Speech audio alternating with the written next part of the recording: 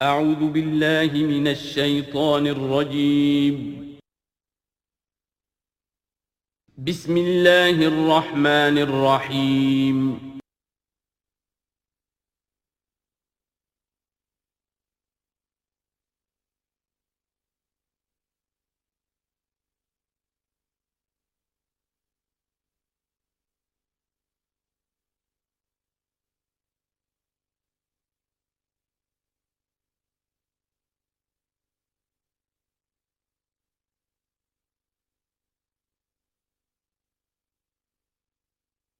نحمده ونصلي على رسوله الكريم اما بعد فاعوذ بالله من الشيطان الرجيم بسم الله الرحمن الرحيم واتل ما اوحي اليك من كتاب ربك لا مبدل لكلماته ولن تجد من دونه ملتحدا واصبر نفسك مع الذين يدعون ربهم بالغداة والعشي يريدون وجهه ولا تعد عيناك عنهم تريد زينة الحياة الدنيا ولا تطع من اغفلنا قلبه عن ذكرنا واتبع هواه وكان امره فرطا وقل الحق من ربكم فمن شاء فليؤمن ومن شاء فليكفر انا اعتدنا للظالمين نارا احاط بهم سرادقها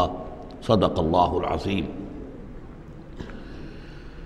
اور پڑھا کرو اس میں سے کہ جو وحی کیا گیا ہے آپ کی جانب آپ کے رب کی کتاب میں سے، اس کی باتوں کا بدلنے والا کوئی نہیں، اور نہیں پاؤ گے تم اپنے لیے اس کے سوا کوئی اور جائے پناہ۔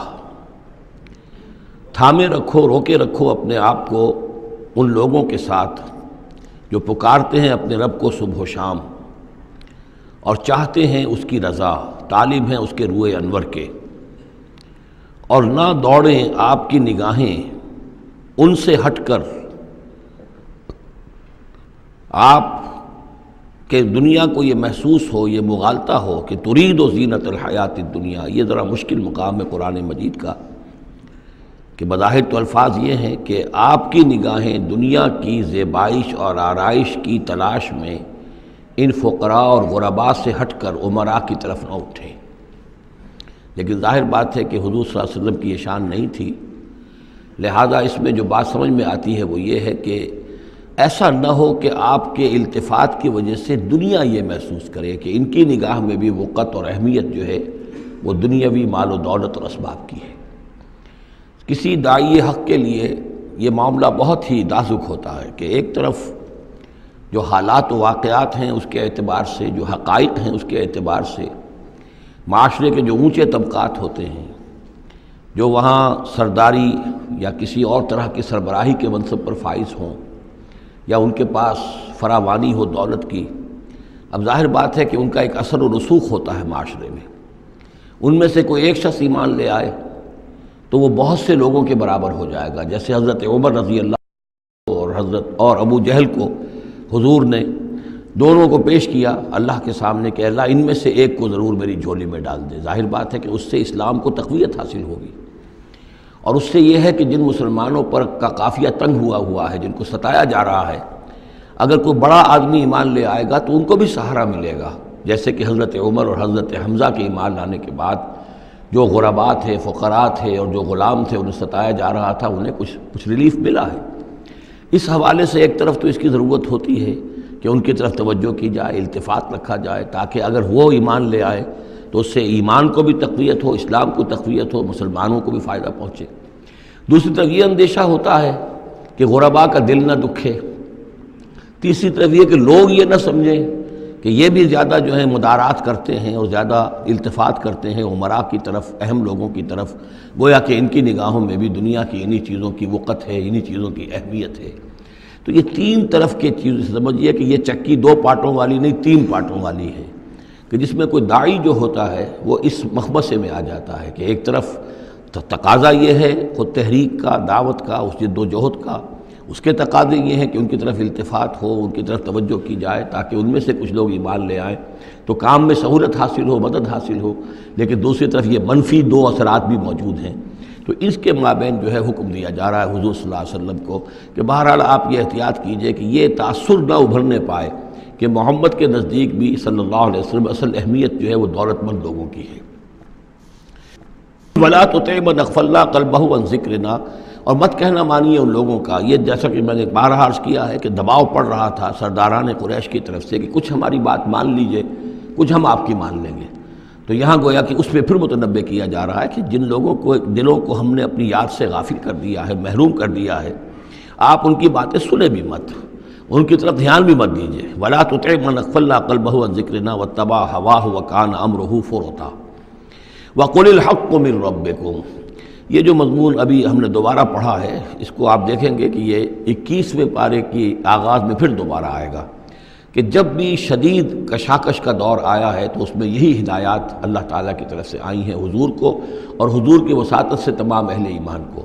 کہ قرآن مجید کے ساتھ تمسک جو ہے اور مضبوط کرو، قرآن مجید کے ساتھ اپنے تعلق کو اور گہرا کرو، اور اس کو پڑھنا اور اس کا جو ہے اس کے ساتھ جو ہے اپنے اوقات کا بسر کرنا، اس میں اور اضافہ کرو، اسی سے تم ان شدائد اور مصائب کا مقابلہ کر سکو گے۔ وَقُلِ الْحَقُّ مِن رَبِّكُمْ، اور کہہ دیجئے یہ حق ہے میرے رب کی طرف، تمہارے رب کی طرف سے جو میں پیش کر رہا ہوں۔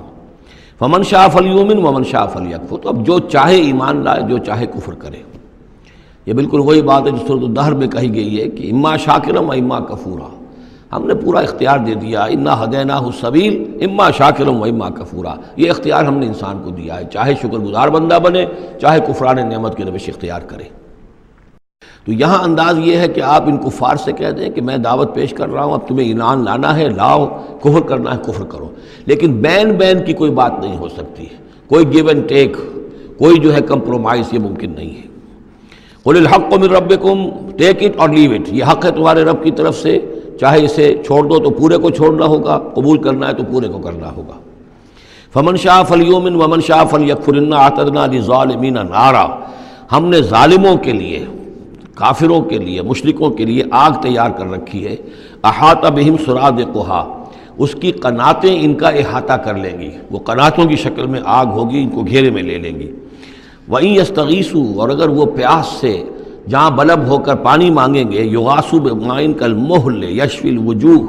تو انہیں ایسا پانی دیا جائے گا پینے کے لیے کہ جیسے بھول، یہ جو مہل کے ترجمے کئی کیے گئے ہیں، کھولتے تیل کی تلچھٹ، لاوا، پگھلا ہوا تانبا اور پیپ وغیرہ، مان سدید، ان میں، اور وہ اتنا گرم ہوگا یشفی الوجوہ کہ ان کے چہروں کو بھون دے گا۔ بیس الشراب، بہت ہی بری شے ہوگی پینے کی، وساعت مرتفقہ، اور یہ ان کے لیے ان کی آرام گاہ جو بنے گی جہنم، بہت ہی بری آرام گاہ ہوگی۔ اس کے برعکس وہی سائملٹینیس کنٹراسٹ کا اسلوب، ان الذین آمنوا وعملوا الصالحات، جو لوگ ایمان لائیں اور نیک عمل کریں، انا لا نضیع اجر من احسن عملا، ہمارا یہ اصول نہیں ہے کہ جو لوگ اچھے عمل کریں ان کے اجر کو ہم ضائع کر دیں، ان کا اجر بھرپور انہیں ملے گا۔ اولئک لہم جنات عدن تجری من تحتہم الانہار، یہ وہ لوگ ہیں کہ جن کے لیے ہیں وہ رہنے والے باغات، ریزیڈینشل گارڈنز، جن کے دامن میں ندیاں بہتی ہوں گی، یحلون فیہا من اساور من ذہب، انہیں پہنائے جائیں گے وہاں کنگن سونے کے، ویلبسون ثیابا خضرا من سندس، اور ان کو وہ پہنیں گے وہاں پر کپڑے سبز رنگ کے، باریک ریشم کے اور گاڑھے ریشم کے، یعنی اوپر کا لباس جو ہوگا وہ باریک ریشم کا ہوگا اور جو نیچے کا لباس ہوگا وہ گاڑھے ریشم کا ہوگا۔ متکئین فیہا علی الارائک، اور وہ وہاں پر تکیہ لگائے ہوئے، ٹیک لگائے ہوئے بیٹھے ہوں گے تختوں کے اوپر۔ نعم الثواب، کیا ہی اچھا بدلہ ہوگا، وحسنت مرتفقہ، اور کیا ہی خوب ان کے لیے آرام گاہ ہوگی۔ 5ویں رکوع میں ایک مکالمہ آ رہا ہے دو اشخاص کا۔ ایک شخص وہ ہے کہ جس کو اللہ نے دنیاوی نعمتیں جو بھی اس دور کی تھیں بھرپور دی ہیں، مادی وسائل بھرپور دے رکھے ہیں، اور وہ اس قدر اس کا معاملہ ٹھیک چل رہا ہے کہ ہوتے ہوتے اس کی نگاہ اب اللہ کی طرف سے ہٹ کر ان مادی اسباب و وسائل ہی پر جم گئی ہے، اس کا توکل اور اعتماد اسی پر قائم ہو گیا ہے۔ ایک دوسرا شخص ہے دنیاوی اعتبار سے مرفع الحال نہیں ہے، اس کے پاس دولت نہیں ہے، دنیاوی چیزیں نہیں ہیں، لیکن وہ اللہ تعالیٰ کی معرفت اسے حاصل ہے۔ وہ اس دولت مند آدمی کو کوئی نصیحت کرتا ہے کہ تم اللہ کو بھول گئے ہو، تمہیں چاہیے کہ ہم تمام چیزوں کے اوپر جو بھی اللہ نے تمہیں دی ہے اس کا شکر ادا کرو، اس کا حق ادا کرو۔ لیکن اس نے اپنے گھمنڈ میں آ کر اسے بہت تلخ جواب دیا کہ میرے پاس یہ سب کچھ ہے، تو گویا کہ میں اللہ تعالیٰ کا لاڈلا ہوں، چہیتا ہوں، تم جوتیاں پٹخار رہے ہو، تمہارے پاس کچھ نہیں ہے، تمہاری کوئی حیثیت نہیں ہے، تمہاری یہ حیثیت ہی نہیں ہے کہ مجھے تم واعظ بھی کہو۔ لیکن یہ کہ اس پر پھر جو ان کے درمیان معاملہ ہوا تو انہوں نے کہا، اس شخص نے، کہ ہو سکتا ہے کہ اللہ تعالیٰ تمہارے اس سارے دولت کو اور مال و اسباب کو ضائع کر دے، لیکن یہ کہ اس نے کہا کیسے ہو سکتا ہے، میں نے سارا بندوبست ٹھیک کیا ہوا ہے۔ بہرحال نتیجہ یہ نکلا کہ اللہ تعالیٰ نے اس کی اس پوری دولت کو ایک طریقے سے ضائع کر دیا، اور پھر وہ اپنے ہتھیلیاں ملتا رہ گیا، کف افسوس ملتا رہ گیا، اور اس نے کہا ہائے کاش کہ میں نے اپنے رب کے ساتھ شرک نہ کیا ہوتا۔ حالانکہ اس پورے رکوع میں کہیں کسی دیوی کا، دیوتا کا، کسی اور الہہ کا کوئی ذکر نہیں ہے۔ تو اس رکوع میں سمجھنے کی بات یہ ہے کہ ایک شرک ہے مادہ پرستی کا شرک، مادی اسباب و وسائل پر اتنا تکیہ ہو جائے، اتنا توکل ہو جائے، اتنا اعتماد ہو جائے کہ پھر اللہ تعالیٰ کو انسان بھول جائے، مسبب الاسباب پر سے نگاہ ہٹ جائے، اور وہ سمجھے کہ سارا اعتماد اور توکل میرا ان مادی اسباب و وسائل پر ہے۔ تو یہاں گویا کہ اس نے ان مادی وسائل و اسباب ہی کو اپنا معبود بنا لیا ہے۔ تو یہ شرک ہے جو اس دور کا سب سے بڑا شرک ہے۔ اس دور میں بت پرستی کا شرک بہت کم رہ گیا ہے، اب ستارہ پرستی کا شرک کہاں رہ گیا ہے؟ کون لوگ ہیں جو ستاروں کو پوجتے ہیں؟ اب تو انسان سمجھتا ہے ستاروں تک تو ہم پہنچ ہی جائیں گے، ہمارا علم تو پہنچ ہی چکا ہے، چاند تک ہم اتر آئے ہیں، اب چاند کو کون پوجے گا؟ یہ جو اب ساری جو ہے اب جو پوجا پاٹ ہو رہی ہے وہ تو مادہ پرستی کی ہے، وہ دولت کی ہے، وہ در حقیقت یا وہ نظریاتی طور پر وطن پرستی ہے، اس کا ایک شرک ہے۔ تو یہ اس دور کے شرک کو سمجھنا بہت ضروری ہے، اور یہ رکوع اس اعتبار سے کہ اس میں کسی دیوی دیوتا کا ذکر نہیں ہے۔ تو شرک کون سا کیا اس نے؟ وہ شرک یہی ہے کہ اس نے دنیاوی مال و اسباب اور مادی اسباب و ذرائع کے اوپر اپنے سارے توکل کو جو ہے اس کے ساتھ منسلک کر دیا، یہی گویا کہ اس کو معبود بنا لینا ہے۔ وَاضْرِبْ لَهُم مَثَلَ الرَّجُلَيْنِ، ان کے لیے بیان کیجئے دو اشخاص کی مثال۔ جعلنا لأحدهما جنتین من اعناب، ان میں سے ایک کو ہم نے دیے تھے دو باغ انگوروں کے، وحففناہما بنخل، اور ان دونوں کو گھیرے میں لیا ہوا تھا کھجوروں کے درختوں نے۔ اب دیکھیے کہ انگوروں کی بیلیں ہیں، اور چونکہ ادھر ادھر سے ہوا تیز نہ آئے تو کھجوروں کے جھنڈ جو ہیں وہ چاروں طرف لگے ہوئے ہیں، تاکہ ان کے مابین جو اس کی انگوروں کی بیلیں ہیں وہ بڑی محفوظ ہیں۔ وجعلنا بینہما زرعا، ان کے درمیان کھیتی بھی تھی، یعنی یہ کہ اناج کا سامان بھی ہے اور انگوروں کی بیلیں بھی ہیں اور یہ کہ کھجوروں کے درخت بھی ہیں۔ کلتا الجنتین آتت اکلہا، اور وہ دونوں باغات اپنا پھل دیتے تھے، ولم تظلم منہ شیئا، سال بسال پھل آ رہا ہے، سال ہر سال ہو گئے، ہر سال پھل آ رہا ہے، اس میں کوئی کمی نہیں کرتے تھے۔ جب یہ چیز چلتی رہتی ہے تو آدمی کا خود بخود ایک توکل جو ہے وہ اس چیز کے ساتھ وابستہ ہو جاتا ہے، وہ بھول جاتا ہے کہ اس کی اللہ تعالیٰ کے فضل و کرم سے ہے یا اللہ کے اذن سے ہے، بلکہ یہ کہ وہ انہی چیزوں کو سمجھ بیٹھتا ہے کہ یہ دائم ہے اور قائم ہے۔ وَفَجَّرْنَا خِلَالَهُمَا نَهْرًا، اور ہم نے ان کے مابین ایک نہر بھی نکال دی تھی، آب پاشی کا بھی پورا نظام موجود ہے۔ وَكَانَ لَهُ ثَمَرٌ، اور اس کے میوے بھی تھے، یعنی یہ بھی تھا کہ باغ جو ہے پھلا ہوا اس وقت، انگور بھی ہیں اور کھجور بھی جو ہے درخت جو ہیں لدے ہوئے ہیں، اور ایک اس کا مفہوم یہ بھی ہے میرے نزدیک جو زیادہ راجح ہے کہ اس کو اولاد بھی اللہ نے خوب دی تھی۔ جیسے درختوں پر پھل لگتا ہے تو انسان کے لیے اس کی اولاد جو ہے اس کے پھل کی حیثیت رکھتے ہیں، تو گویا کہ اس کو اولاد بھی ملی تھی۔ فقال لصاحبہ وہو یحاورہ، تو کہا اس نے اپنے ساتھی سے، ان سے وہ گفتگو کر رہے تھے، آپس میں گفتگو کر رہا، انا اکثر منک مالا واعز نفرا، میں تم سے کہیں بڑھ کر ہوں مال میں اور نفری میں۔ اب یہ نفری کے حوالے سے میں نے کان لہو ثمر، اس کے بیٹے بھی تھے، اولاد بھی تھی، تو اس کے حوالے سے وہ نفری کی بات بھی کر رہا ہے، میرے بازو بھی بہت ہیں۔ وَدَخَلَ جَنَّتَهُ، اور وہ داخل ہوا اپنے باغ میں، وَهُوَ ظَالِمٌ لِنَفْسِهِ، اور وہ اپنے جان پر ظلم کر رہا تھا، یعنی اسی گمراہی کے اندر مبتلا تھا۔ قَالَ مَا أَظُنُّ أَن تَبِيدَ هَٰذِهِ أَبَدًا، انہوں نے کہا میں نہیں سمجھتا کہ یہ باغ بھی کبھی اجڑ سکتا ہے،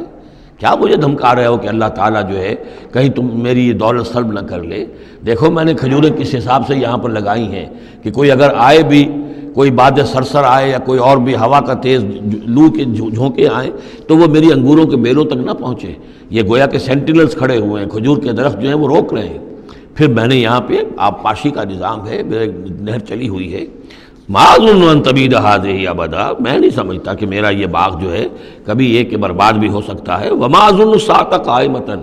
اور یہ جو تم قیامت وغیرہ کی بات کر رہے ہو، اول تو میرا گمان نہیں ہے کہ کوئی قیامت کھڑی ہونے والی ہے۔ وما اظن الساعة قائمة، میں نہیں سمجھتا کہ یہ قیامت ہونے والی ہے۔ ہاں ڈکوسلے سے ہیں، کچھ بڑوں سے سنا تو ہے، اور یہ کہ وَلَئِن رُدِدتُّ إِلَىٰ رَبِّي، اگر مجھے لوٹا ہی دیا گیا اپنے رب کے پاس، لَأَجِدَنَّ خَيْرًا مِّنْهَا مُنْقَلَبًا، تو مجھے وہاں لازماً ملے گا بہت بہتر لوٹ کر۔ اب اس کے اندر ایک فلسفہ ہے ان کا کہ جب اللہ نے مجھے یہاں دیا، اللہ کے وہ منکر نہیں تھے، اللہ نے مجھے یہاں دیا ہے تو اس کا مطلب یہ کہ میں چہیتا ہوں، لاڈلا ہوں، یا اللہ نے مجھے کچھ صلاحیتیں دی ہیں، میں نے بڑی عمدہ پلاننگ کر کے باغ بنائے ہیں، سارا اس کا بندوبست کیا ہے، تو یہ میری جو صلاحیت ہے، یہ اللہ کی دی ہوئی جو میرے اندر ہے، یہ جو خیر ہے، یہ کہاں چلا جائے گا؟ آخرت میں بھی مجھے پھر ملے گا اور اس سے بہتر ملے گا، اور تم جیسے یہاں جوتیاں پٹخار رہے ہو ایسے وہاں پٹخارو گے۔ وَلَئِن رُدِدتُّ إِلَىٰ رَبِّي، اگر بالفرض ہو ہی گیا ایسا، لوٹا ہی دیا گیا میں اپنے رب کی طرف، لَأَجِدَنَّ خَيْرًا مِّنْهَا مُنقَلَبًا، تو اس سے بھی بہتر مجھے وہاں پر ملے گا۔ قال لَهُ صَاحِبُهُ، اب اس اللہ کے بندے نے جو نیک بندہ تھا کہا اس سے، اس کے ساتھی نے، وَهُوَ يُحَاوِرُهُ، اور ان سے گفتگو کر رہا تھا، أَكَفَرْتَ بِالَّذِي خَلَقَكَ مِن تُرَابٍ، کیا تو نے کفر کیا اس ہستی کا جس نے تجھے مٹی سے بنایا، ثم من نطفہ، پھر پانی کی گندے پانی کی بوند سے بنایا، ثم سواک رجلا، پھر تجھے ایک پورا انسان بنا کر کھڑا کر دیا۔ اب یہاں اور تجھے کفر کون سا کیا؟ یعنی یہ کہ وہ رب مان رہا ہے اللہ کو، اور رب کے ساتھ اس نے کسی اور کا ذکر نہیں کیا ہے۔ مطلب یہ کہ آخرت کا انکار در حقیقت اللہ کا انکار ہے۔ اگر تم آخرت کے بارے میں جو کہہ رہے ہو کہ نہیں میں نہیں سمجھتا کہ یہ کوئی ہونے والی بات ہے، تو چاہے تم اللہ کو اقرار کر رہے ہو، لیکن حقیقت میں اگر آخرت کو نہیں مانتے تو گویا کہ اللہ کا انکار ہے۔ لیکن هو اللہ ربی، لیکن جہاں تک میرا معاملہ ہے، میں نے تو اللہ کو اپنا رب مانا ہوا ہے، وہی میرا مالک ہے، آقا ہے، ولا اشرک بربی احدا، اور میں اپنے رب کے ساتھ کسی کو شریک نہیں ٹھہراتا۔ ولولا اذ دخلت جنتک قلت ما شاء اللہ، اور کیوں نہ ایسا ہوا کہ اللہ کے بندے جب تو اپنے باغ میں داخل ہوا، تو نے باغ دیکھا پھلا ہوا ہے، ہرا بھرا ہے، ہر طرف منظر جو ہے بڑا دل خوشکن منظر ہے، تو کہتا ما شاء اللہ۔ یہ پھر وہی مجلسی کلمہ آ گیا جس میں توحید کوٹ کوٹ کر بھری ہوئی ہے، ماشاء اللہ، یہ جو اللہ نے چاہا، جو اللہ نے چاہا، یہ سب اس کے فضل و کرم سے ہے۔ لا قوت الا باللہ، کوئی طاقت نہیں ہے اللہ کے سوا۔ اگر اللہ کی طرف سے یہ بات نہ ہوتی تو میرے اندر کوئی صلاحیت نہیں تھی، اللہ ہی کی ہے در حقیقت، یہ دین ہے اسی کی عطا ہے۔ ان ترن انا اقل منک مالا و ولدا، اگر تم دیکھ رہے ہو کہ میں تم سے کم ہوں مال میں بھی اور اولاد میں بھی، فعسى ربی ان یؤتینی خیرا من جنتک،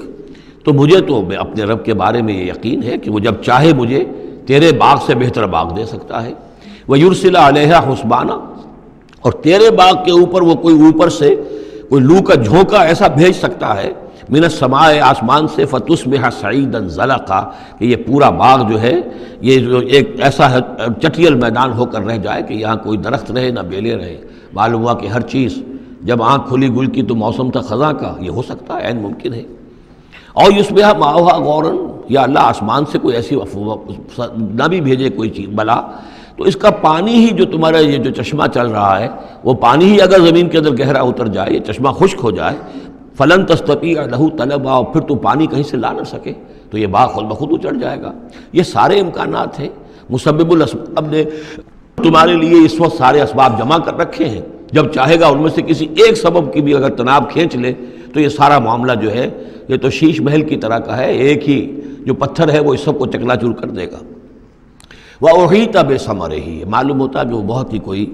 اللہ کا پہنچا ہوا شخص تھا، جو اللہ کا دوست تھا، اور اس کا دل دکھایا اس شخص نے، جس کو تانا دیا اسے انا خیر من کہ انا اکثر منک مالا و ولدا، تو اس حوالے سے اس کا دل دکھا ہے۔ اور یہ جان لیجئے کہ کسی اللہ والے کا من عادى لی ولیا فاذنته للحرب، تو ایک حدیث قدسی ہے، جو شخص میرے کسی ولی کے ساتھ دشمنی کرے پھر میری طرف سے اس کے خلاف اعلان جنگ ہے۔ تو اس نے چونکہ یہ دل دکھایا ہے، اور فارسی کا ایک شعر بھی بڑا مزیدار ہے کہ ہیچ قوم را خدا رسوا نہ کرد، تا دلے صاحب دلے نامد میں درد، کسی صاحب دل کے دل کو ٹھیس لگتی ہے، درد اس کے اندر پیدا ہو جاتا ہے، صاحب دل ہو، اللہ کی محبت اس کے دل میں ہو اور اسے ٹھیس پہنچے، تو تا دلے صاحب دلے نامد میں درد، ہیچ قوم را خدا رسوا نہ کر، قومیں بڑی رسوا ہو جاتی ہیں کسی ایک اللہ والے کی کہ دل جو ہے اس کی دل کو اگر تکلیف پہنچے۔ تو وَأُحِيطَ بِثَمَرِهِ، اس کا سارا ثمر سمیٹ لیا گیا، اللہ تعالیٰ نے جو کچھ اس کو دیا تھا وہ سلب کر لیا، باغ بھی ختم ہوا، اولاد بھی ختم ہوئی۔ فَأَصْبَحَ يُقَلِّبُ كَفَّيْهِ عَلَىٰ مَا أَنفَقَ فِيهَا، تو وہ رہ گیا اپنے ہاتھوں کو ملتا ہوا، اپنی ہتھیلیوں کو ملتا ہوا، جسے ہم کہتے ہیں کفِ افسوس ملنا۔ یقلب کفیہ علی ما انفق فیہا، جو کچھ اس نے خرچ کیا تھا، انویسٹ کیا تھا، محنت کی تھی، کتنا عرصہ لگا تھا اس باغ کے پلاننگ میں، باغ کو اس نے لگایا تھا، کہاں کہاں سے پودے لایا ہوگا، ما انفق فیہا وہی خاویۃ علی عروشہا، اور وہ باغ جو ہے گرا پڑا ہوا تھا اپنی چھتریاں کے اوپر، کیونکہ جو انگور کی بیلیں ہوتی ہیں وہ ٹٹیاں ہوتی ہیں، چھتریاں ہوتی ہیں، وہ سب اوندھی پڑی ہیں۔ وَيَقُولُ يَا لَيْتَنِي لَمْ أُشْرِكْ بِرَبِّي أَحَدًا، اور اس وقت وہ کہہ رہا تھا ہائے میری شامت، کیا کاش کہ میں نے اپنے رب کے ساتھ شرک نہ کیا ہوتا۔ اب یہ کون سا شرک ہے؟ اس گفتگو کے اندر کہیں کسی دیوی کا، دیوتا کا، کسی کا ذکر نہیں ہے، کسی کی شفاعت کا ذکر نہیں ہے۔ یہ ہے ہمارا آج کا نقشہ مادہ پرستی کا، آج کی ہماری ذہنیت جو ہے پوری کی پوری اس رکوع کے اندر موجود ہے۔ وَلَمْ تَكُنْ لَهُ فِئَةٌ يَنْصُرُونَهُ، اور نہ ہوئی پھر اس کی کوئی جماعت، کوئی اس کی فوج ہوتی جو اس کی مدد کرتی من دون اللہ، اللہ کے مقابلے میں۔ وَمَا كَانَ مُنْتَصِرًا، اور نہ ہی وہ اس قابل تھا کہ کسی سے انتقام لے۔ کس سے انتقام لے؟ سارا فیصلہ تو اللہ کی طرف سے ہوا ہے۔ هُنَالِكَ الْوَلَایَةُ لِلَّهِ الْحَقِّ، یہاں تو حکومت اور اختیار کل کا کل اللہ ہی کے لیے ہے، سچے اللہ کے لیے جو الحق ہے۔ یہ ولایا ہے واو کے زبر کے ساتھ۔ والی کہتے ہیں حاکم کو، مالک کو والی، والی سے ولایا بنتا ہے۔ ولی کہتے ہیں دوست، پشت پناہ، اور اس سے ولایا بنتا ہے، ولایت باہمی۔ اللہ ولی الذین آمنوا یخرجہم من الظلمات الی النور، اور الا ان اولیاء اللہ لا خوف علیہم ولا هم یحزنون، یہ ولایت ہے واو کے زیر کے ساتھ۔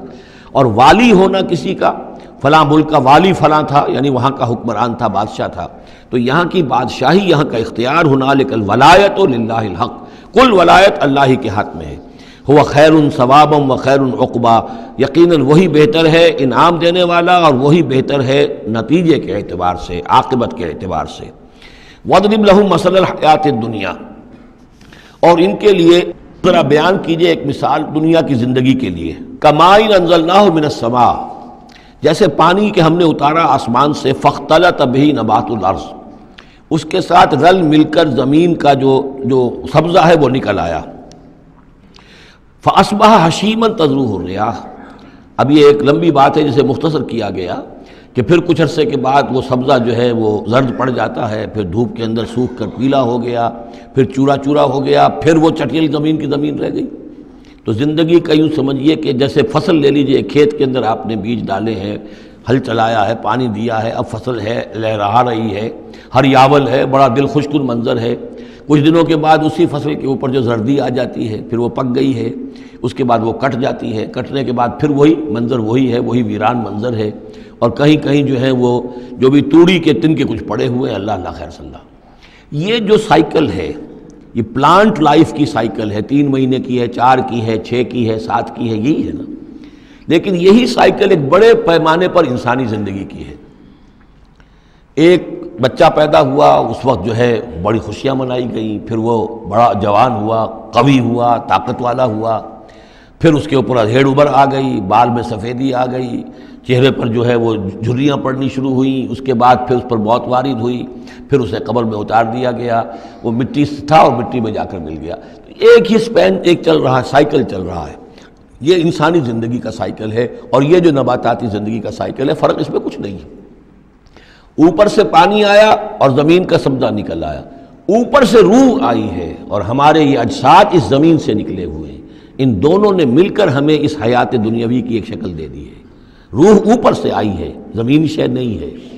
بولے روح من امر ربی، اور یہ کہ زمینی طور پر جو بھی کچھ ہے، جو نظام ہے یہاں کا، اس میں یہ ہمارا جسم بنتا ہے اپنے ماؤں کے پیٹوں میں، اور پھر یہ روح کے ساتھ مل کر اس دنیا کی زندگی کے اندر ایک جو ہے ایک وقفہ امتحان جو ہے اس کو بسر کر رہا ہے۔ وَاضْرِبْ لَهُم مَثَلَ الْحَیَاةِ الدُّنْیَا، ان کے لیے دنیا کی زندگی کی مثال بھی بیان کیجئے، کَمَاءٍ أَنزَلْنَاهُ مِنَ السَّمَاءِ، جیسے کہ پانی جو ہم نے اتارا آسمان سے، فاختلط بہ نبات الارض، تو پھر اس کے ساتھ سبزہ جو ہے زمین کا رل مل کر نکل آیا، فاصبح حشیما، پھر وہ ہو گیا چورا چورا، تذروہ الریاح، کہ جنہیں ہوائیں لیے اڑتی پھر رہی ہیں۔ وَكَانَ اللَّهُ عَلَىٰ كُلِّ شَيْءٍ مُقْتَدِرًا، اور یہ اللہ تعالیٰ جو ہے ہر شے پر قادر ہے، اس کے لیے جیسے یہ سائیکل چل رہا ہے تمہارا نباتاتی، ایسے ہی حیواناتی ہے، ایسا ہی تمہارا انسانی زندگی کا ہے۔ المال والبنون زینت الحیات الدنیا، یہ زینت کا لفظ 3 مرتبہ اس صورت میں آیا ہے، اور یہ اس کا عمود ہے، میں بتا چکا ہوں آپ کو۔ انا جعلنا ما علی الارض زینۃ لہا لنبلوہم ایہم احسن عملا، پھر آیا ترید و زینت الحیات الدنیا. اے نبی دیکھیے کہیں لوگوں کو گمان نہ ہو کہ محمد بھی دنیا کی زندگی کی زیبائش اور آرائش ہی پر رجھے ہوئے ہیں. معاذ اللہ صلی اللہ علیہ وسلم. اب یہاں فرمایا یہ دنیا کی زندگی جو تمہاری ہے اس میں اولاد اور مال یہ تمہارے لیے زیبائش ہے، آرائش ہے، لیکن کتنی دیر کی؟ صرف اس زندگی کا معاملہ ہے. اسی کے لیے یہ ساز و سامان ہے جو برت لو گے. یہ رشتے جو ہیں یہ بھی یہاں ہی کے لیے ہیں. آخر میں تو ظاہر بات ہے کہ پھر جو ہے تمہیں اکیلے جا کر پیش ہونا اللہ کی عدالت میں. نہ کوئی باپ تمہارا ساتھ دے گا، نہ کوئی بیوی ساتھ دے گی، نہ کوئی بیٹا ساتھ دے گا. کلہم آتی ہے یوم القیامت فردا. اگلی سورہ جو ہے سورہ مریم، اس کے اندر یہ بات آ رہی ہے. اکیلے جو ہے پھر وہ اپنا پورا محاسبہ جو ہے اس کو فیس کرنا ہے. المال والبنون زینت الحیات الدنیا. مال اور بیٹے یہ دنیا کی زندگی کی رونق ہیں. والباقیات الصالحات، باقی رہنے والی تو نیکیاں ہیں. نیکی کوئی کمائی ہے اس 30 سال میں، 40 سال میں، 50 سال میں، تو ان کے لیے بقا ہے. مال کے لیے کوئی بقا نہیں ہے. الباقیات الصالحات خیر عند ربک ثواب و خیر عملا. وہ یقیناً بہتر ہیں تیرے رب کے نزدیک ثواب کے اعتبار سے، بدلے کے اعتبار سے بھی، اور توقع اور امید کے اعتبار سے. امید اگر کوئی لگانی ہے تو یہ مال اسباب سے نہ لگاؤ. امید اگر لگانی ہے تو اولاد سے نہ لگاؤ. امید لگانی ہے تو کوئی نیکی اگر ہے اور آخرت میں اس کا اجر و ثواب کی توقع ہے تو تمہارے لیے سہارا جو ہے اصل بننا چاہیے وہ. وَيَوْمَ نُسَيِّرُ الْجِبَالَ. اب یہ قیامت کا نقشہ کھینچا جا رہا ہے. اور جس دن کے ہم چلائیں گے پہاڑوں کو، وَتَرَى الْأَرْضَ بَارِزَةً، اور تم دیکھو گے کہ زمین بالکل ننگی ہو گئی ہے. کوئی اونچائی نہیں رہی، کوئی نیچائی نہیں رہی، کوئی اونچ نہیں، کوئی ٹیڑھ نہیں، کچھ نہیں، سیدھی چٹیل. پہاڑ چل جائیں گے تو ظاہر بات ہے کہ یہ اونچائیاں ختم ہو جائیں گی. وَحَشَرْنَاهُمْ، اور ہم ان سب کو جمع کریں گے. وَلَمْ نُغَادِرْ مِنْهُمْ أَحَدًا، اور ان میں سے ایک کو نہیں چھوڑیں گے. کوئی بھی نسل انسانی کا جو حضرت آدم سے لے کر اور قیامت کے آخری ساعت تک جو لوگ بھی پیدا ہوں گے سب کے سب موجود ہوں گے. وَعُرِضُوا عَلَىٰ رَبِّكَ صَفًّا، اور پیش کیے جائیں گے اپنے رب کے سامنے صفیں باندھے ہوئے. لَقَدْ جِئْتُمُونَا كَمَا خَلَقْنَاكُمْ أَوَّلَ مَرَّةٍ، یہ پہلے بھی مضمون آ چکا ہے. آ گئے ہونا ہمارے پاس جیسے کہ ہم نے پیدا کیا تھا پہلی مرتبہ. پہلی مرتبہ کب؟ عالم ارواح میں. وہ اکٹھے تھے سب کے سب. بعد میں جو دنیا میں پیدائش ہماری ہوئی ہے یہ تخلیق ہے دوسری مرتبہ. یہ زمینی تخلیق کے ساتھ روح کو جوڑ کر جو ہے یہ ہمارا در حقیقت یہ تخلیق ثانی ہے. تخلیق اول جو ہے وہ تو ہماری ارواح کی شکل میں ہوئی، اور وہی شکل میں تھی کہ آدم سے لے کر اگر کل دنیا کی زندگی 15,000 برس ہو، فرض کیجئے آدم کے بعد سے لے کر قیامت تک، تو 15,000 برس تک جتنے انسان نسل آدم میں پیدا ہوئے بیک وقت وہ موجود تھے اس وقت بھی، اور بیک وقت موجود ہوں گے قیامت کے میدان میں بھی. لَقَدْ جِئْتُمُونَا، آ گئے ہو ہمارے پاس، كَمَا خَلَقْنَاكُمْ أَوَّلَ مَرَّةٍ، جیسے کہ ہم نے پیدا کیا تھا تمہیں پہلی بار. بَلْ زَعَمْتُمْ أَن لَّن نَّجْعَلَ لَكُم مَّوْعِدًا، اس وقت ہم نے تم سے ایک قول و قرار لیا تھا، لست بربکم قالوا بلا، لیکن اس دنیا کی زندگی میں تمہیں یہ گمان ہو گیا تھا کہ تمہارے لیے ہم کوئی وقت، وعدے کا وقت مقرر نہیں کریں گے، یعنی ملاقات نہیں ہوگی. تم بھول گئے تھے اس ملاقات کو، جی چرا رہے تھے ہم سے ملنے سے. الذین لا یرجون لقاءنا، جو ہم سے ملاقات کے امیدوار ہی نہیں ہیں، اس خیال ہی کو ذہنوں سے دور رکھتے تھے کہ کبھی اللہ کے حضور میں حاضری ہے. ووضع الکتاب، اور اعمال نامہ لا کر رکھ دیا جائے گا. وضع، اب وہ اعمال نامہ کیا ہوگا؟ کون سا جوائنٹ قسم کا کوئی کمپیوٹر ہوگا؟ ہر فرد نوع بشر، آدم کی ہر نسل کا اس میں پورا کارنامہ زندگی محفوظ ہوگا. آپ کو معلوم ہے جیسے کمپیوٹر کے اوپر ایک بٹن دبتا ہے اور وہ سب آ گیا، اور ایک بٹن دبے گا اس کا پورا جو چھپ کر بھی آ گیا. ایک فرد کی پوری زندگی کا ریکارڈ موجود ہے.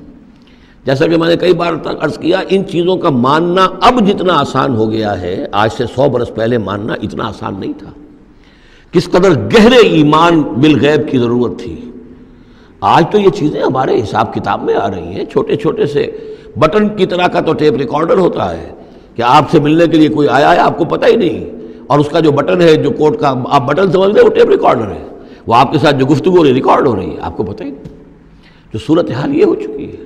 ذرا لگائیے کہیں پر اور آپ کو معلوم ہوگا کہ آپ کی ساری گفتگو سن لیجیے آپ. تو یہ ساری ریکارڈنگ کے ہر چیز محفوظ ہو رہی ہے. اعمال نامے میں ہر شے موجود ہے. ووضع الکتاب، اور وہ لا کر اعمال نامہ رکھ دیا جائے گا. کہیں سے وہ کمپیوٹر شاید کس جگہ پر ہے، اور وہاں سے وہ انسٹال جو ہے وہاں سے لا کر میدان حشر میں ٹکایا جائے گا. ووضع الکتاب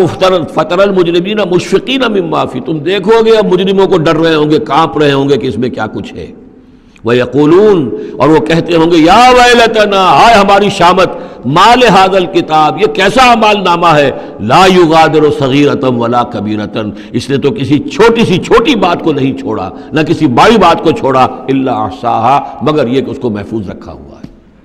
اس نے تو مائنیوٹس ڈیٹیلز کو بھی اومٹ نہیں کیا ہے. کیسا ہی اعمال نامہ، ما لہذا الکتاب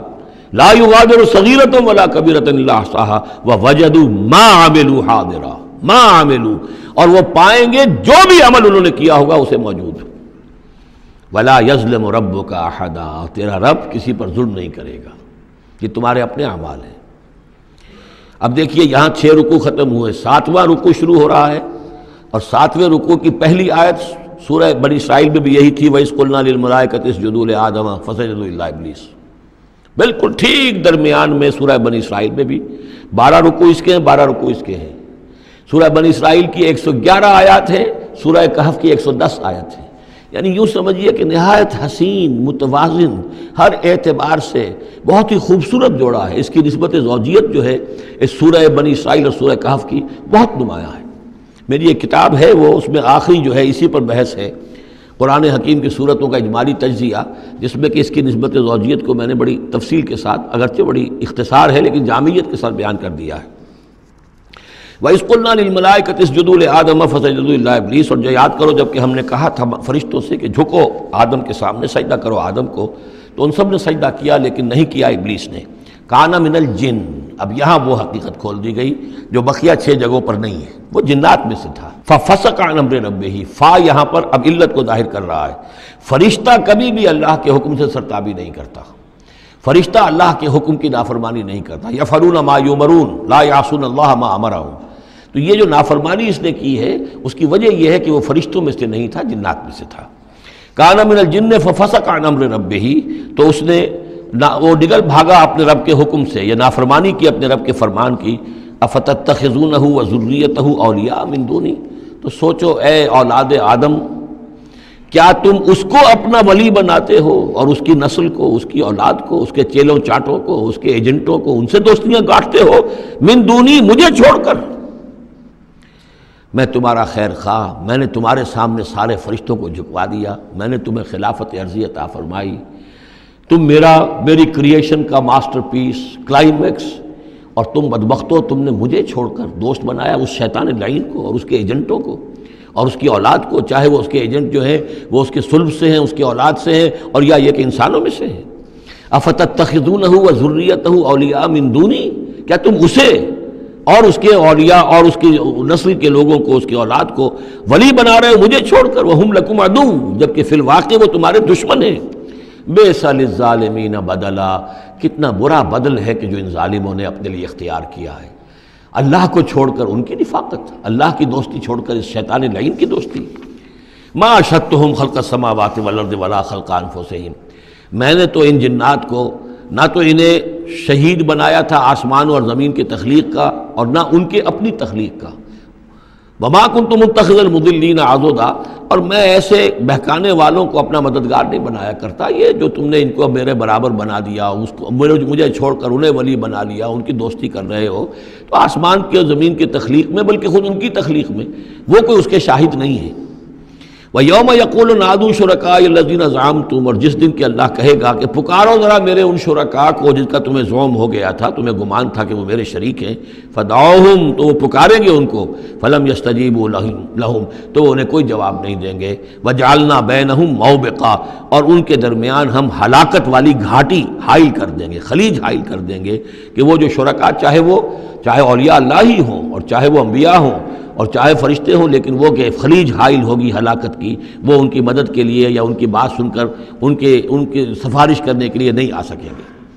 وَرَأَى الْمُجْرِمُونَ النَّارَ، اور مجرمین جو ہیں، ظالم، گناہ گار، کافر، وہ دیکھیں گے آگ کو کہ اب یہ ہے جس میں ہمیں جھونکا جانا ہے. فَظَنُّوا أَنَّهُمْ وَاقِعُوهَا، اور انہیں یقین ہو جائے گا کہ اب وہ اس میں ڈال دیے جائیں گے. وَلَمْ يَجِدُوا عَنْهَا مَصْرِفًا، اور وہ نہیں پائیں گے اس سے کہیں بھی بھاگنے کی کوئی جگہ، اس سے انحراف کی کوئی راستہ. وَلَقَدْ صَرَّفْنَا فِي هَذَا الْقُرْآنِ لِلنَّاسِ مِنْ كُلِّ مَثَلٍ، یہ آیت جو کہ تو سورہ بنی اسرائیل میں بھی آیت نمبر 89 ہے، وہاں یہاں یہ آیت 54 ہے، لیکن فرق کیا ہے؟ وہاں ہے وَلَقَدْ صَرَّفْنَا فِي هَذَا الْقُرْآنِ مِنْ كُلِّ مَثَلٍ، وَلَقَدْ صَرَّفْنَا فِي الْقُرْآنِ، وہاں ذرا الفاظ کا تھوڑا سا فرق ہے۔ وَكَانَ الْإِنسَانُ أَكْثَرَ شَيْءٍ جَدَلًا، ہم نے اس قرآن میں کل مثالیں پیدا جو بیان کر دی ہیں لوگوں کی ہدایت کے لیے، لیکن یہ کہ وہاں ہے فَأَبَى أَكْثَرُ النَّاسِ إِلَّا كَفُورًا، لیکن اکثر لوگ جو ہیں وہ کفران نعمت ہی پر اڑے رہتے ہیں۔ یہاں فرمایا وَكَانَ الْإِنسَانُ أَكْثَرَ شَيْءٍ جَدَلًا، لیکن انسان جو ہے تمام مخلوقات سے بڑھ کر ہے جھگڑالو۔ وَمَا مَنَعَ النَّاسَ أَن يُؤْمِنُوا، یہ الفاظ بھی جو کہ تو سورہ بنی اسرائیل میں بھی آئے تھے۔ وَمَا مَنَعَ النَّاسَ أَن يُؤْمِنُوا آیت نمبر 94 ہے یہ وہاں۔ وَمَا مَنَعَ النَّاسَ أَن يُؤْمِنُوا إِذْ جَاءَهُمُ الْهُدَىٰ وَيَسْتَغْفِرُوا رَبَّهُمْ، اور نہیں روکا لوگوں نے کو ایمان لانے سے جبکہ ان کے پاس ہدایت آ گئی کہ وہ استغفار کرتے اپنے رب سے، إِلَّا أَن تَأْتِيَهُمْ سُنَّةُ الْأَوَّلِينَ، وہاں آیا ہے إِلَّا أَن قَالُوا أَبْعَثَ اللَّهُ بَشَرًا رَسُولًا، کہ ان کو ایمان سے روکنے والی ان کا یہ خیال تھا کہ کیا اللہ تعالیٰ نے انسان کو رسول بنا کر بھیجا ہے۔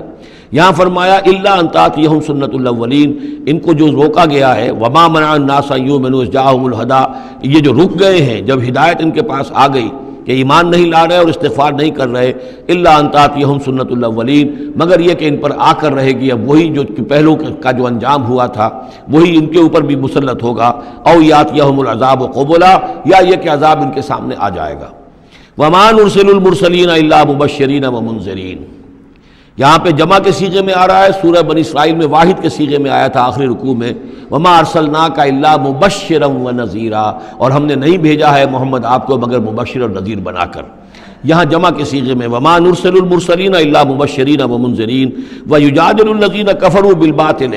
اور یہ کافر جو ہیں یہ جھگڑتے ہیں کفر اور بالباطل، جھوٹ کے لیے، جھوٹ کی طرف سے،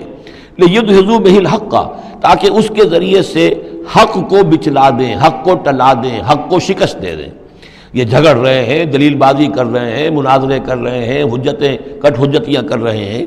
وَيُجَادِلُ الَّذِينَ كَفَرُوا بِالْبَاطِلِ لِيُدْحِضُوا بِهِ الْحَقَّ وَاتَّخَذُوا آيَاتِي وَمَا أُنذِرُوا هُزُوًا، اور انہوں نے میری آیات کو اور جو انہیں انذار کیا گیا، خبردار کیا گیا، اس کو ہنسی مذاق اور ٹھٹھا بنا لیا ہے۔ وَمَنْ أَظْلَمُ مِمَّنْ ذُكِّرَ بِآيَاتِ رَبِّهِ، اس شخص سے بڑھ کر ظالم کون ہوگا جسے اس کے رب کی آیات کے ذریعے سے نصیحت کی جائے، یاد دہانی کرائی جائے، فَأَعْرَضَ عَنْهَا، پھر بھی وہ اعراض کرے ان آیات الہیہ سے، وَنَسِیَ مَا قَدَّمَتْ يَدَاهُ، اور بھول جائے کہ اس کے دونوں ہاتھوں نے آگے کیا بھیجا ہوا ہے، کیا کرتوت ہیں جو بھیجے ہوئے ہیں۔ اگر تو ایمان لے آتا، ان آیات سے استفادہ کرتا، اپنے کیے پر پچھتاتا، توبہ کرتا، اس دنیا ہی میں اپنے سابقہ گناہوں کی اللہ تعالیٰ سے معافی لے کر جاتا۔ لیکن یہ کہ یہاں تو صورت یہ ہے کہ وَمَنْ أَظْلَمُ مِمَّنْ ذُكِّرَ بِآيَاتِ رَبِّهِ، اسے تذکیر کی گئی، نصیحت کی گئی اس کے رب کی آیات سے، فَأَعْرَضَ عَنْهَا، اس نے اعراض کیا، وَنَسِیَ مَا قَدَّمَتْ يَدَاهُ، اور بھولے رہا وہ کہ کیا کچھ اس نے آگے بھیجا ہوا ہے، کیا جھانٹ جکار جو ہے اس نے عاقبت کے لیے تیار کیا ہوا ہے۔ إِنَّا جَعَلْنَا عَلَىٰ قُلُوبِهِمْ أَكِنَّةً أَن يَفْقَهُوهُ، یہ مضمون بھی آ چکا ہے سورہ بنی اسرائیل میں، حجابا مستورا، اور ہم نے ان کے دلوں کے اوپر جو ہے پردے ڈال دیے ہیں۔ انا جعلنا علی قلوبہم اکنۃ لیفقہوہ، ہم نے ان کے دلوں کے اوپر پردے ڈال دیے ہیں کہ اسے سمجھ نہ پائیں، وفی آذانہم وقرا، اور ان کے کانوں میں ہم نے ثقل پیدا کر دیا، بوجھ پیدا کر دیا کہ یہ سن نہیں سکتے۔ وان تدعوہم الی الہدی، اور اگر آپ پکاریں گے انہیں ہدایت کی طرف دعوت دیں گے، فلن یہتدوا اذا ابدا، تو یہ کبھی بھی ہدایت پانے والے نہیں ہیں۔ یعنی اب ان کے دلوں پر مہر لگ چکی ہے، اب اللہ تعالیٰ کا وہ جو قانون ہے ہدایت و ضلالت کا، اس کی جو آخری دفعہ ہے وہ ان کے اوپر لگ چکی ہے، ان کے اوپر اپلائی ہو چکی ہے۔ وَرَبُّكَ الْغَفُورُ ذُو الرَّحْمَةِ، اور آپ کا رب جو ہے بہت بخشنے والا ہے، بہت رحمت والا ہے۔ لَوْ يُؤَاخِذُهُم بِمَا كَسَبُوا لَعَجَّلَ لَهُمُ الْعَذَابَ، اگر وہ جو کچھ بھی ان کی کمائیاں ہیں، جو کرتوت ہیں، ان کے اوپر فوراً مواخذہ کر لیتا تو بہت جلدی ان کو عذاب جو ہے بھیج دیتا۔ اس سے پہلے آ چکا ہے، پھر زمین کے اوپر تو کوئی ایک انسان بھی باقی نہ رہتا اگر فوری طور پر انسان کو جو ہے سزا دے دی جائے۔ لَعَجَّلَ لَهُمُ الْعَذَابَ، تو اللہ تعالیٰ یقیناً بہت جلدی دے دیتا ان کو عذاب۔ بل لَهُم مَوْعِدٌ، نہیں، ان کے لیے ایک وقت ہے، وعدے کا وقت ہے جو معین ہے۔ لَن يَجِدُوا مِن دُونِهِ مَوْعِلًا، وہ اس سے کہیں سرکنے کی جگہ نہیں پائیں گے۔ جب وہ اجل آ جائے گی، جب وہ موعد آ جائے گا، جو وعدے کا وقت آ جائے گا، پھر جیسے پہلے ہم پڑھ چکے لا يستقدمون ولا يستاخرون، نہ اب آگے جا سکیں گے نہ پیچھے۔ وَتِلْكَ الْقُرَىٰ أَهْلَكْنَاهُمْ لَمَّا ظَلَمُوا، اور یہ وہ بستیاں ہیں جن کا کہ ذکر ہم قرآن مجید میں بار بار کر چکے ہیں، یہ احقاف کے اندر جو لوگ آباد تھے، اور یہ جو حجر میں لوگ تھے، اصحاب الایکا تھے، وہ عمورہ اور صدوم کی بستیاں تھیں۔ وَتِلْكَ الْقُرَىٰ أَهْلَكْنَاهُمْ لَمَّا ظَلَمُوا، ہم نے ان کے رہنے والوں کو ہلاک کیا جبکہ انہوں نے ظلم کی روش اختیار کی، شرک کی اور کفر کی روش اختیار کی۔ وَجَعَلْنَا لِمَهْلِكِهِمْ مَوْعِدًا، اور ان کی بھی ہلاکت اور بربادی کے لیے ہم نے ایک وعدے کا وقت معین کر دیا تھا، اس وقت معین سے پہلے عذاب ان پر بھی نہیں آ سکتا تھا۔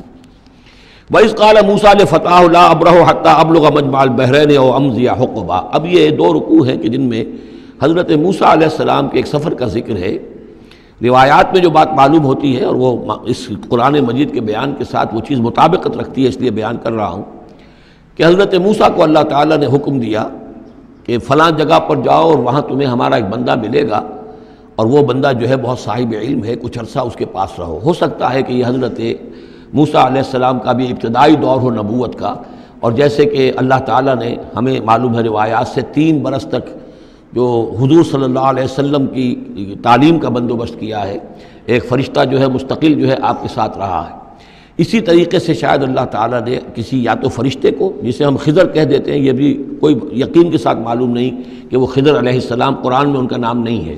یہ بھی رائے ہے کہ وہ فرشتے ہیں، یہ بھی رائے ہے کہ وہ انسانوں میں سے کوئی انسان ہے جن کو اللہ تعالیٰ نے بہت لمبی عمر دے دی ہے، جیسے جن کو دے رکھی ہے ایک ابلیس کو، تو انسانوں میں سے ایک اچھے اپنے نیک اور اپنے پسندیدہ اور برگزیدہ انسان کو بھی اس نے بہت بڑی عمر دے رکھی ہے، وہ حضرت خضر ہے۔ واللہ عالم، اس کے بارے میں کوئی تفصیل ہم نہیں جان سکتے،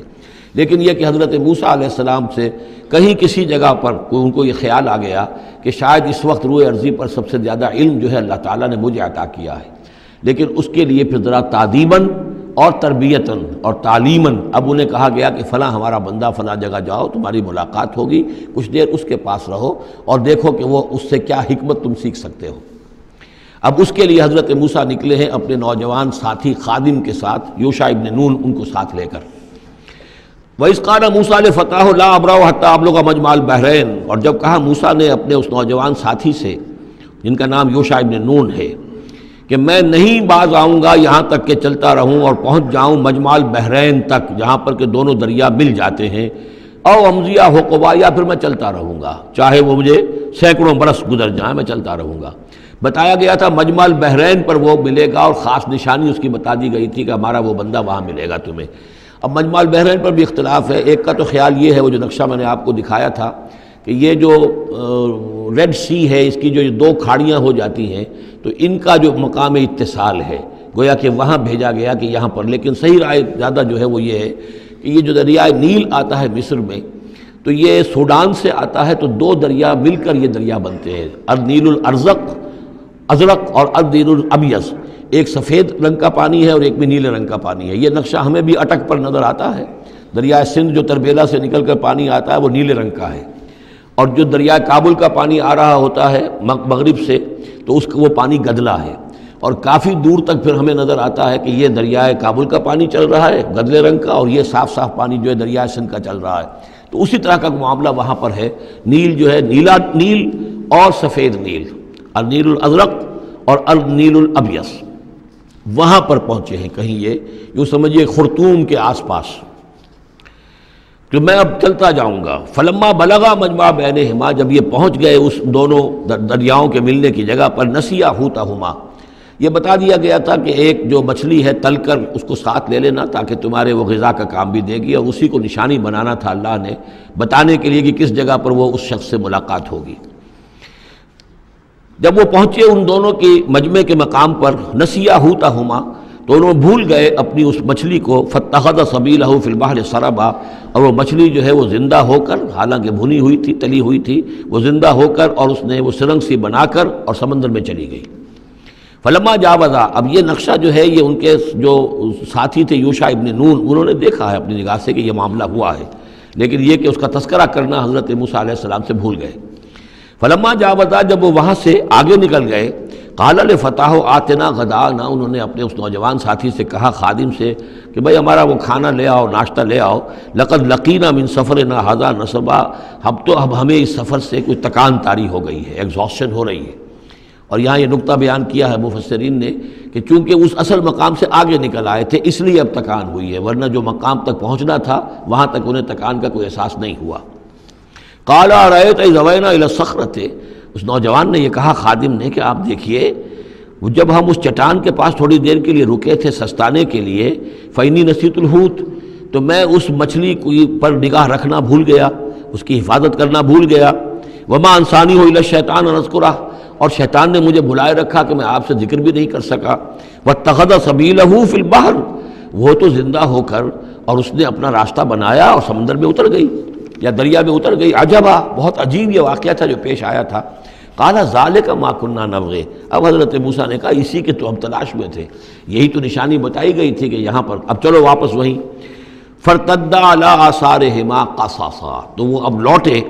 اپنے نقوش پا کو دیکھتے ہوئے، چونکہ وہیں پہنچنا ہے اب جہاں پر کہ وہ مچھلی جو ہے وہ زندہ ہو کر اور دریا میں اتر گئی تھی۔ فوجد عبدا من عبادنا، اب جو وہاں پہنچے تو پایا ہمارے بندوں میں سے ایک خاص بندے کو، آتیناہ رحمتا من عندنا، ہم نے اسے رحمت عطا کی تھی خاص اپنے پاس سے، وعلمناہ من لدنا علما، اور اسے علم سکھایا تھا خاص اپنے پاس سے۔ یہ علم لدنی ایک اصطلاح ہے جو یہیں سے لفظ اخذ کیا گیا ہے۔ ایک علم وہ ہے جو ہم سیکھتے ہیں، جو بھی پڑھتے ہیں سیکھتے ہیں، تفسیر پڑھی ہے، عربی پڑھی ہے، نحو پڑھی ہے، فقہ پڑھی ہے، یہ علم حاصل ہو رہا ہے، یا جیوگرافی پڑھی ہے، تاریخ پڑھی ہے۔ ایک وہ علم ہے جو اللہ کسی کے دل میں ڈال دیتا ہے بغیر کسی مادی طور پر دنیاوی اعتبار سے کسی تحصیل علم کی مشقت سے گزرے ہوئے، اس کو علم لدنی کہتے ہیں۔ لدن کہتے ہیں نزدیک، لدن اللہ، لدنی ہم نے اپنے پاس سے، اپنے خاص خزانہ فضل سے، خاص خزانہ فیض سے اسے علم عطا کیا تھا، ہم نے اسے رحمت بھی دی تھی، آتیناہ رحمۃ من عندنا وعلمناہ من لدنا علما۔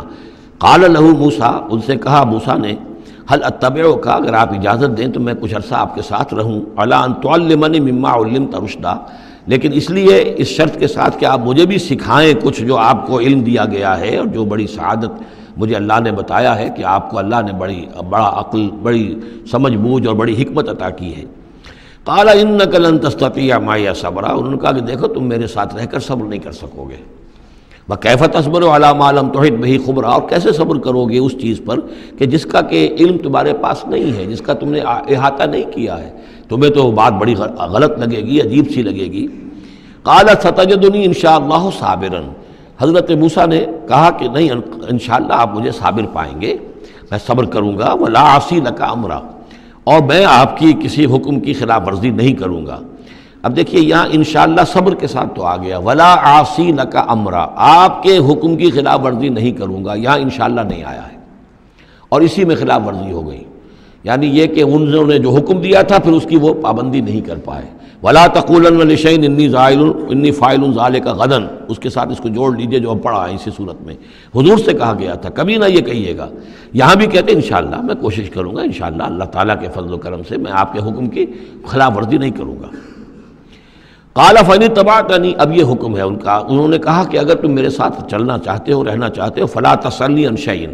تو کسی چیز کے بارے میں مجھ سے خود مت پوچھنا، حتی احدث لک منہ ذکرا، یہاں تک کہ میں خود اس کے بارے میں کوئی تذکرہ کروں، بس دیکھتے جاؤ جو بھی میرے ساتھ ہو رہا ہے، دیکھتے رہو، آبزرو کرو، چپ رہو، خاموش رہو، میں جب مناسب سمجھوں گا جو اصل حکمت ہے ان چیزوں کی کہ جو تمہارے مشاہدے میں آئیں گی وہ میں تمہیں بتا دوں گا، لیکن تم مجھ سے سوال نہیں کرو گے۔ فانطلقا، اب وہ دونوں چلے، گویا کہ حضرت موسیٰ نے وہ بات مان لی۔ حتی اذا رکبا فی السفینۃ، یہاں تک کہ جب وہ دونوں سوار ہوئے کشتی میں، خرقہا، اب ان صاحب نے، یہ جو صاحب موسیٰ انہیں کہیں یا حضرت خضر کہیں، انہوں نے کشتی کا ایک تختہ اکھاڑ دیا۔ قال خرقتہا لتغرق اہلہا، اب حضرت موسیٰ علیہ السلام کہاں خاموش رہنے والے تھے، اتنا غلط کام کر رہے ہو، تم ساری کشتی کو ڈبونا چاہتے ہو، کیا تم نے توڑ ڈالا ہے، پھاڑ دیا ہے اس کشتی کو تاکہ غرق کر دو اس کے اندر جو سوار ہیں ان سب کو؟ لقد جئت شیئا امرا، یہ تو آپ نے ایک بہت غلط کام کیا، بہت بھاری ایک جرم ہے جو آپ سے سرزد ہوا ہے۔ قال الم اقل انک لن تستطیع معی صبرا، انہوں نے کہا کیا میں نے نہیں کہا تھا کہ تم میرے ساتھ صبر نہیں کر سکو گے؟ تو اصل بات سمجھ لیجئے وہ کیا ہے کہ دنیا میں جو ظاہر میں کوئی عمل ہو رہا ہوتا ہے ہم اس کو دیکھتے ہیں، اس کے پیچھے اللہ کی کیا مشیت کام کر رہی ہے وہ ہمیں نظر نہیں آتی۔ بظاہر کوئی شے ہمارے لیے بری ہے، اس کے پیچھے کوئی خیر آ رہا ہے، ہم اس بری چیز کو برا سمجھ کر اور وہ ہم جو ہے نالا و شیون کا معاملہ اختیار کر لیتے ہیں۔ عسیٰ ان تکرہوا شیئا وہو خیر لکم وعسیٰ ان تحبوا شیئا وہو شر لکم واللہ یعلم وانتم لا تعلمون۔ یہ ہے اصل میں وہ بات کہ جو سورہ بقرہ میں ہم نے پڑھی تھی۔ ہو سکتا ہے تم کسی چیز کو برا سمجھو جبکہ حقیقت میں وہ تمہارے لیے بہتر ہو، اور ہو سکتا ہے کہ تم کسی چیز کو اچھا سمجھو، حقیقت میں تمہارے لیے وہ مضر ہو۔ اللہ جانتا ہے، تم نہیں جانتے۔ تو تفویض الامر ہونا چاہیے اللہ کی طرف، اے اللہ جو تجھے میرے لیے پسند ہے۔ لیکن یہ جو بھی فرشتے کر رہے ہوتے ہیں، اور ظاہر بات ہے یہ بھی ہو سکتا ہے فرشتے ہوں یا اولیاء اللہ میں سے کسی کی روح ہے، تو جیسا کہ شاہ ولی اللہ کا قول میں نے آپ کو سنایا ہے کہ وہ بھی ملائکہ کے طبقہ اسفل میں شامل ہو جاتے ہیں، اور وہی اللہ تعالیٰ کے احکام کی جو ہے تنفیذ کرتے ہیں۔ تو یہ شرعی احکام نہیں ہے، یہ تکوینی احکام ہے۔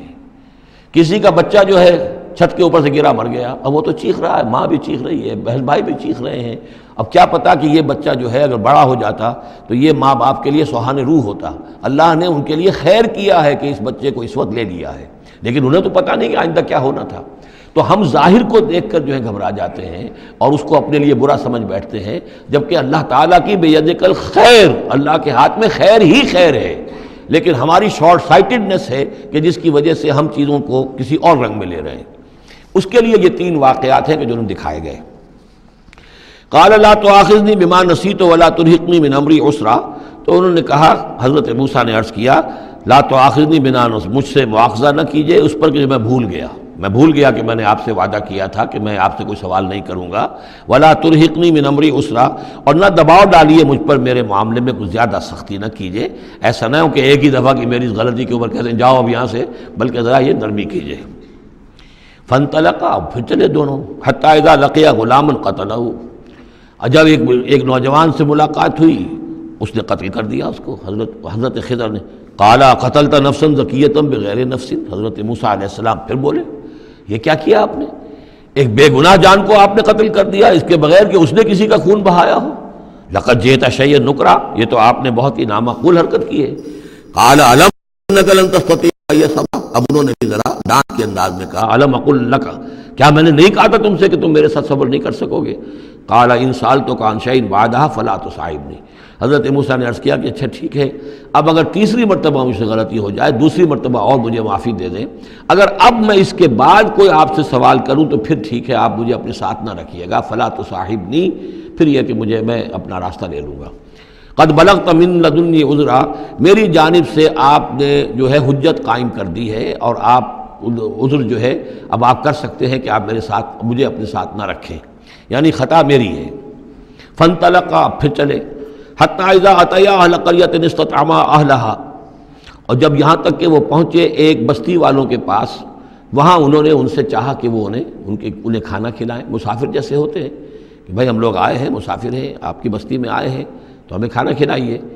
فابوا ان یضیفوہما، تو وہاں کی بستی والوں نے، وہ ایسے کچھ کٹھور اور شقی لوگ تھے، انکار کر دیا ان کی ضیافت سے، انہیں کچھ کھانے کو نہیں دیا۔ فوجدا فیہا جدارا، وہاں انہوں نے دیکھا ایک دیوار، یرید ان ینقضہ، کہ بالکل گرنے کو ہے، ٹوٹنے کو ہے، گرنے کو ہے۔ فاقامہ، تو وہ حضرت خضر نے اس کو سیدھا کر دیا، بنا دیا اور سیدھا کر دیا، مضبوط کر دیا۔ قال لو شئت لاتخذت علیہ اجرا، تو حضرت موسیٰ نے پھر کہا کہ اگر آپ چاہتے، یہ اتنے ناہنجار لوگ، انہوں نے مسافروں کو کھانا تک نہیں دیا اور آپ نے بغیر مزدوری لیے ہوئے ان کا کام کر دیا، ان کی یہ دیوار سیدھی کر دی۔ لو شئت لاتخذت علیہ اجرا، آپ اس پر اجرت طلب کرتے ہیں ان سے، اور یہ جو اجرت سے جو ہے بہرحال ہم جو ہے کچھ نہ کچھ کھاتے پیتے۔ قال ھذا فراق بینی و بینک، کہ بس یہ اب میرے اور آپ کے درمیان اب علیحدگی کا وقت ہے۔ سأنبئک بتأویل ما لم تستطع علیہ صبرا، اب میں تمہیں بتائے دیتا ہوں اصل راز اور حقیقت ان چیزوں کا جس پر کہ آپ صبر نہ کر سکے۔ اما السفینہ، جہاں تک اس کشتی کا معاملہ ہے، فکانت لمساکین یعملون فی البحر، تو یہ ان مزدوروں کی ملکیت تھی کہ جو دریا میں محنت کرتے ہیں، جیسے کشتی ہے ادھر سے ادھر اتار دیا، 2 پیسے لے لیے، ایک پیسہ لے لیا، یہ مزدوری کر رہے ہیں، ان کے لیے گویا کہ کمائی کا اور ان کی معاش کا یہی ذریعہ ہے۔ فاردت ان اعیبھا، میں نے یہ چاہا کہ اس کو عیب دار کر دوں۔ وکان وراءہم ملک یاخذ کل سفینۃ غصبا، جبکہ آگے جو ہے ایک بادشاہ تھا، حاکم تھا، جو ہر کشتی کو کہ جو ثابت و سالم ہے اسے وہ غصب کر رہا ہے، اس کو جو ہے کنفسکیٹ کر رہا ہے، جیسے آج کل بھی ہوتا ہے ہمارے ہاں، وہ ویگنز جو ہیں وہ پولیس والے روک لیتے ہیں، تو اسی طریقے سے وہ جو ہے قبضہ کر رہا ہے ان پر، یاخذ کل سفینۃ غصبا۔ اب وہ دیکھے گا کہ یہ تو ٹوٹی ہوئی کشتی چھوڑ دے گا، تو کشتی میں ایک تختہ لگا لینا تو آسان کام ہے، پوری تختی جا رہی تھی تو میں نے ایک تختہ جو ان کا جو ہے توڑ دیا ہے تاکہ اسے ناقص سمجھ کر وہ بادشاہ جو ہے اسے ریجیکٹ کر دے اور اس کشتی کو نہ لے، تو ان مزدوروں کی پوری کشتی بچ جائے۔ ایک تختہ توڑنے سے تختی بچتی ہے، اور یہ سالم رہتی تختی تو پوری کشتی جا رہی تھی۔ تو میں نے ان کے خیر کے لیے کیا ہے، جس کو تم نے یہ سمجھا کہ شاید میں لوگوں کو ہلاک کرنے کے لیے میں نے یہ قدم اٹھایا ہے۔ وَأَمَّا الْغُلَامُ، اور جہاں تک اس لڑکے کا معاملہ ہے، نوجوان کا، فَكَانَ أَبَوَاهُ مُؤْمِنَيْنِ، اس کے والدین بڑے نیک اور صالح ہیں، والدین دونوں کے دونوں۔ فَخَشِينَا أَن يُرْهِقَهُمَا طُغْيَانًا وَكُفْرًا، اب ظاہر بات ہے کہ حضرت خضر کو معلوم ہوگا کہ اس کے جینز اچھے نہیں ہیں،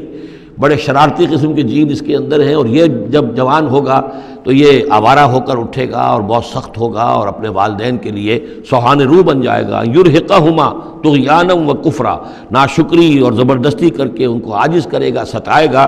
فاردنا یبدلہما ربہما خیرا منہ زکاۃ واقرب رحما، تو ہم نے یہ چاہا کہ ان کا رب ان کے لیے بدل دے، اس سے بہتر اولاد اسے دے، بیٹا دے دے کہ جو اس کے لیے پاکیزگی میں بھی اور شفقت اور رحمت میں بھی اس سے بہتر ہو، جو ان کے لیے بڑھاپے میں سہارا بن سکے۔ تو ہم نے صرف یہ کیا ہے کہ یہ بچہ جو ہے وہ یہ ساری چیزیں جو اللہ کے حکم سے میں کر رہا ہوں، یہ گویا کہ تکوینی امور ہیں جو ہو رہے ہیں، یہ تشریعی امور نہیں ہے، تم شریعت کے حوالے سے دیکھ رہے ہو، اور میں یہ تکوینی معاملات کر رہا ہوں اللہ کے حکم کے مطابق۔ اور یہ در حقیقت رحمت ہے، جس کو کہ لوگوں نے یہ سمجھا ہوگا جن کا بچہ جو والدین کا فوت ہو گیا تو ان کے اوپر تو پہاڑ ٹوٹ پڑا ہوگا غم کا، لیکن اصل میں اللہ تعالیٰ نے یہ ان کے خیر کے لیے کیا۔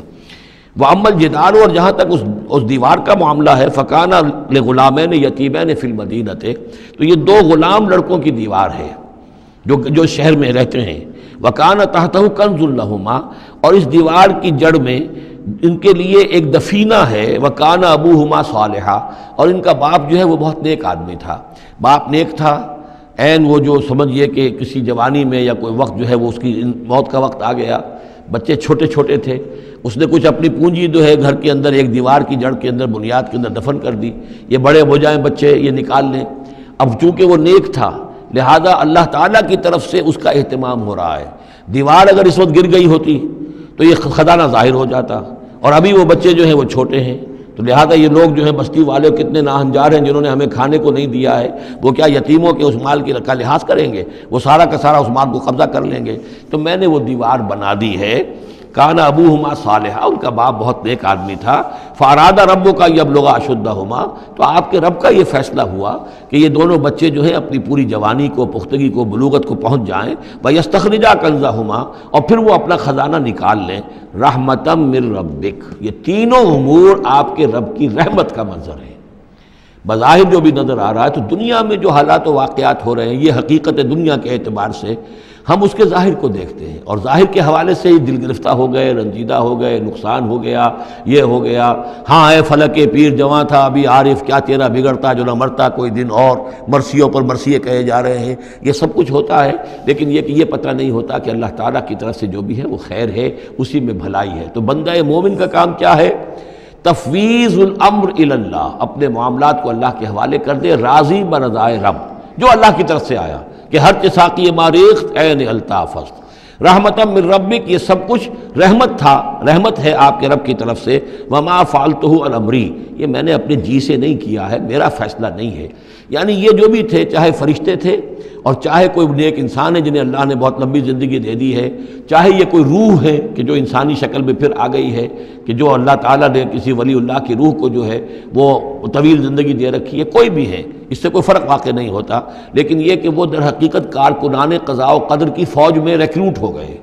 وہ جو فیصلے کر رہے ہیں، جس کی تنفیذ کر رہے ہیں، اس کا شریعت سے تعلق نہیں ہے، وہ تکوینی امور ہے اللہ تعالیٰ کے۔ ذالک تعویل ما لم تستطع علیہ صبرا، یہ ہے تعویل، یہ ہے اصل حقیقت، یہ ہے اصل راز ان چیزوں کا جس پر کہ اے موسیٰ تم صبر نہ کر پائے۔ اب اس کے بعد جو ایک رکوع میں واقعہ آ رہا ہے ذوالقرنین کا، تو جو بھی 1-2 منٹ ہمارے پاس ہے اس میں میں تھوڑی سی تمہید بیان کیے دیتا ہوں کہ تو ایک سوال یہ بھی تھا کہ ذوالقرنین کون ہے؟ یہ کون ہے؟ یہ سمجھئے کہ اس صدی تک، تقریباً 1300 برس تک ہمارے مفسرین ان کے علم میں نہیں تھا کہ کوئی اتنا بڑا بادشاہ ہو رہا ہو جتنا بڑے بادشاہ کا ذکر ابھی ذوالقرنین کے حوالے سے آئے گا، تو لہٰذا لوگوں نے یہ سمجھا عام طور پر کہ سکندر اعظم، یہی معلوم تھا سکندر بہت بڑا فاتح تھا، وہ مقدونیہ سے چلا یونان سے اور دریائے بیاس تک آ گیا، کتنا بڑا، تو اس کو، لیکن یہ کہ اس کی سیرت و کردار جو ہے جو سکندر کی معلوم ہے، اس کی کوئی مناسبت ذوالقرنین کے اس کردار سے نہیں ہے۔ ذوالقرنین اصل میں ایران کے بادشاہ تھے، اور ایران اس وقت دو ملکوں میں پر منقسم تھا۔ اب بھی اگر ابھی کبھی نقشہ دیکھیں گے تو ایک علاقہ جو ہے ایران کا وہ تو ہے جو خراسان کا حصہ ہے، جو اصل ایران ہے اس کو بھی یوں سمجھیے دو حصوں میں، ایک پارس پرانا کہلاتا تھا جس سے فارس کا لفظ بنا ہے، اور دوسرا مادہ تھا، میڈیا یا مادہ۔ تو یہ ایک شخص ایسے ابھرے کہ جنہوں نے ان دونوں کو ملا کر ایک حکومت بنایا، اور وہاں سے سلطنت ایران کا جو یوں سمجھیے کہ جو ان کا ایک سنہرا دور ہے، اور ان کی عظمت و سطوت جس کی کہ وہ بہت زیادہ جس پر فخر کرتے ہیں، اس لیے کہ ایرانی قوم بڑی نیشنلسٹ ہے، نسل پرست ہے، ان کے اندر اپنی تاریخ پر، اپنی روایات پر جو ہے وہ بہت ان کو فخر ہے۔ تو وہاں سے وہ دور شروع ہوا، اور انہوں نے پھر اس علامت میں کہ میں نے دو ملکوں کو جوڑ کر ایک بنایا ہے، اپنے تاج کے اندر دو سینگ لگا لیے تھے، اور وہ جو ہے ذوالقرنین یہ لقب ان کا ہو گیا تھا۔ اس کے حوالے سے سوال کیا گیا، اور اس کے بارے میں تفصیل جو اگلے رکوع میں آئے گی۔ بارک اللہ لی ولکم فی القرآن العظیم ونفعنی وإیاکم بالآیات والذکر الحکیم۔